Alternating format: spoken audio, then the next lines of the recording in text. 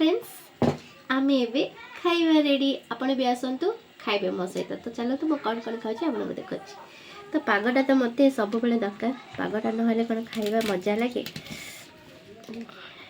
यहाँ तो रसुण कंचा लंका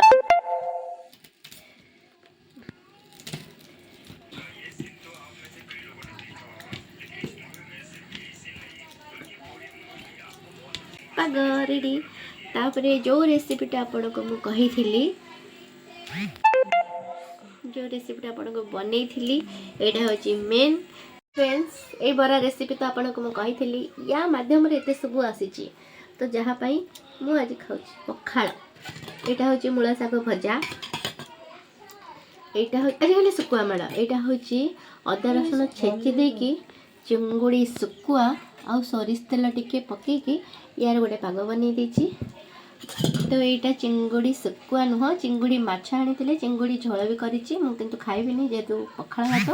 तो चिंगुड़ी माछ पके कोबी तरकारी करी। तो यहाँ तो सबुदिन निहाती दरकार झील मानकर आंबुल पानी। तो चलतु फ्रेंड्स टेस्ट करवा केमती लगुच। तो जदि आसतु आपण खातु मो सहित आसतु खाइबे।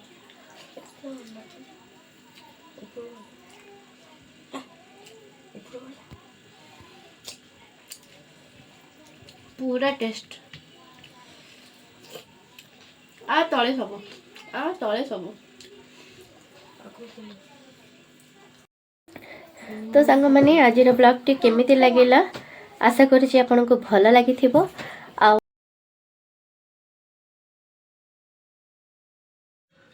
रुहतु रुहतु जाऊँच कुआड़े लाइक टे तो कर दिंतु आ सब्सक्राइबर तो कर दिंतु। आ भिडियोटी भल लगी कमेंट माध्यम निश्चय जनातु। रहुची जय जगन्नाथ। पुणी देखा नेक्स्ट ब्लॉग रे।